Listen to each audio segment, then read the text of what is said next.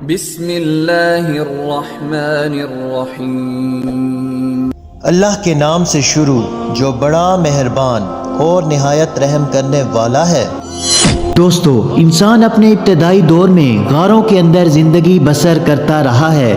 غار انسانوں کا مسکن تھا جہاں وہ لکڑیاں جلاتے، جانوروں کا شکار کر کے لاتے اور یہاں ذخیرہ کر کے رکھتے تھے۔ دشمنوں کے حملے سے بچنے کے لیے بھی انسان انہی غاروں کا استعمال کرتا تھا۔ بہت سے توہم پرست قوموں کا یہ عقیدہ تھا کہ غاروں کے اندر ان کے مرنے والوں کی روحیں آتی ہیں۔ ان غاروں سے دوسری دنیا میں جانے کے راستے ہیں جہاں سے وہ روحیں سفر کرتی ہیں۔ دوستو، اس ویڈیو میں ہم اس مقدس غار کا تذکرہ کریں گے جس کا ذکر غار کہف کے نام سے قرآن مجید میں موجود ہے، جس غار میں اللہ تعالیٰ کے برگزیدہ بندے ابدی نیند سوتے رہے، جنہیں اصحاب کہف کے نام سے جانا جاتا ہے۔ دوستو، ویڈیو شروع کرنے سے پہلے آپ تمام دوستوں سے گزارش ہے کہ اگر آپ ہمارے چینل پر نئے ہیں تو ہمارے اس اسلامی چینل کو سبسکرائب ضرور کریں تاکہ اس طرح کی مزید معلوماتی اور اسلامی ویڈیو آپ کو دیکھنے کے لیے ملتی رہے۔ دوستو، آج سے ہزاروں سال قبل روم کے شہر افسس میں ایک ظالم اور مشرک بادشاہ کی حکومت تھی جس کا نام دقیانوس تھا۔ اس بادشاہ کی حکومت میں جو شخص بھی بت پرستی سے انکار کرتا تو وہ اسے قتل کروا ڈالتا۔ اس شہر میں کچھ نوجوان رہا کرتے تھے جو توحید پرست تھے اور جنہوں نے بت پرستی سے انکار کر دیا تھا۔ جب بادشاہ کو ان باغی نوجوانوں کی خبر ملی تو انہیں اپنے دربار میں بلایا۔ جب وہ بادشاہ کے سامنے حاضر ہوئے تو ان لوگوں نے اپنا عقیدہ بے باکی سے بادشاہ کے سامنے ظاہر کر دیا اور کہا کہ ہم ایک اللہ کے سوا کسی کے آگے ہرگز اپنا سر نہ جھکائیں گے۔ ان کے اس دو ٹوک جواب سے بادشاہ کا دربار نعرہ توحید سے گونج اٹھا۔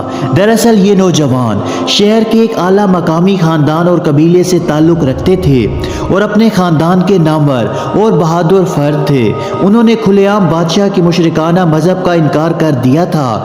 دقیانوس نے ان نوجوانوں کو 3 دن کی مہلت دی اور کہا کہ اپنے ایمان سے پھر جاؤ ورنہ تم لوگوں کو سولی پر چڑھا دیا جائے گا۔ جب 3 دن گزر گئے تو تیسرے دن وہ لوگ کچھ مال و اسباب لے کر رات کے وقت شہر سے باہر نکل گئے۔ بیابانوں میں چلتے چلتے صبح ہو گئی اور وہ ایک پہاڑی سلسلہ کے قریب پہنچے جہاں ایک گہرا غار تھا، لہٰذا کچھ دیر آرام کے غرض سے وہ غار میں لیٹ گئے۔ اس غار میں جا کر انہیں گہری نیند آ گئی، اس لیے انہیں اصحاب کہف یعنی غار والے کہا جاتا ہے۔ جب وہ لوگ غار میں سوئے تو اللہ تعالیٰ نے ان پر ایک موزانہ کیفیت طاری کر دی اور وہ وہاں ایسی گہری نیند سو گئے، نہ وہ عام نیند تھی نہ ہی وہ موت تھی، بلکہ وہ ایک گہری نیند کسی کیفیت میں چلے گئے۔ جب بادشاہ کو اس بات کی خبر ملی کہ ان لوگوں نے غار میں پناہ لی ہے تو اس نے اپنے سپاہیوں کو حکم دے کر اس غار کے منہ کو بند کروا دیا اور وہاں اس غار کے دہانے پر ایک تانبے کے تختوں پر ان لوگوں کے نام اور پورے واقعے کو لکھ کر ایک صندوق میں دفن کر دیا تاکہ یہ نشان عبرت بن جائے اور تاریخ میں محفوظ رہے۔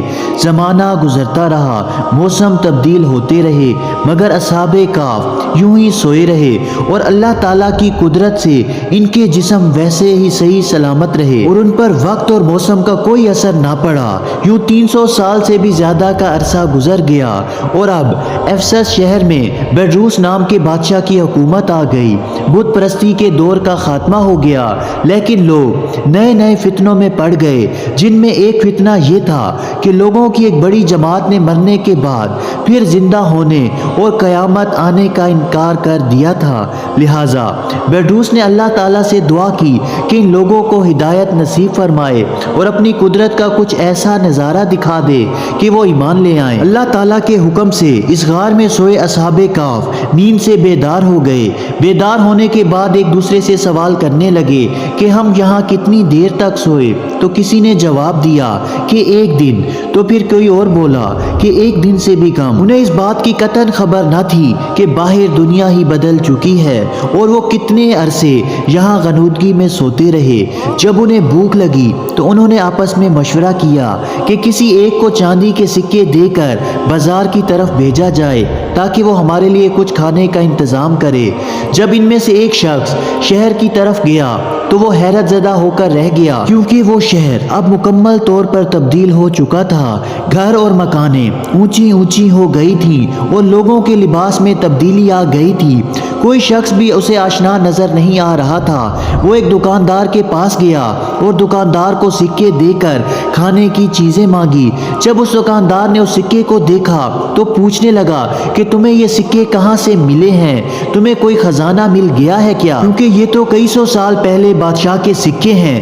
جب اصحاب کہف کا وہ ساتھی اس بات پر اڑا رہا کہ یہ اسی دور کے سکے ہیں، لہٰذا اس بحث کی وجہ سے وہاں کافی لوگ اکٹھے ہو گئے۔ اس شخص نے کہا کہ کل دقیانوس ہمیں قتل کرنے والا تھا، لہٰذا ہم اس جگہ سے بھاگ کر ایک غار میں چھپ گئے تھے۔ لوگوں نے اسے بتایا کہ دقیانوس کو مرے ہوئے 300 سال سے بھی زیادہ کا عرصہ گزر چکا ہے اور اب یہ بیڈروس کا زمانہ ہے، اور اس نے اپنی بات ثابت کرنے کے لیے لوگوں کو اس غار کی طرف چلنے کو کہا۔ جب غار میں موجود اصحاب کہف نے لوگوں کے ہجوم کو آتے ہوئے دیکھا تو وہ سمجھے کہ دقیانوس کی فوج نے انہیں ڈھونڈ لیا ہے، لہٰذا وہ اللہ تعالیٰ سے دعا کرنے لگے۔ جب شہر کے لوگ اس غار کے پاس پہنچے تو اصحاب کہف باہر آئے اور سارا ماجرا کھل گیا کہ یہ زمانہ ہی کچھ اور ہے، اور اس غار میں سینکڑوں سال سے سوئے ہوئے تھے۔ اتنے میں بادشاہ بیدروس بھی وہاں پہنچ گیا اور اس نے غار کے دہانے کے قریب جب زمین کھدوائی تو وہاں وہ صندوق ملا جس میں سارا ماجرا لکھا ہوا تھا۔ یہ معجزہ دیکھ کر لوگ حیرت زدہ ہو گئے اور سجدے میں گر پڑے۔ لوگوں نے کہا کہ جب اللہ تعالیٰ ان لوگوں کو اتنی لمبی مدت کی موت دے کر دوبارہ زندہ کر سکتا ہے تو قیامت کے دن بھی انسانوں کا دوبارہ زندہ ہونا یقینی ہے۔ اصحاب کہف لوگوں کے لیے ایک عبرت اور اللہ تعالیٰ کی کھلی نشانی ثابت ہوئے۔ انہوں نے بادشاہ سے رخصت لی اور شہر والوں کے لیے سلامتی اور ہدایت کی دعا کر کے اس غار میں دوبارہ چلے گئے اور پھر وہ ابدی نیند سو گئے۔ وہاں لوگوں نے ایک عظیم عبادت گاہ تعمیر کروا دی اور اس دن تمام شہر میں عید کا دن مقرر کر دیا گیا۔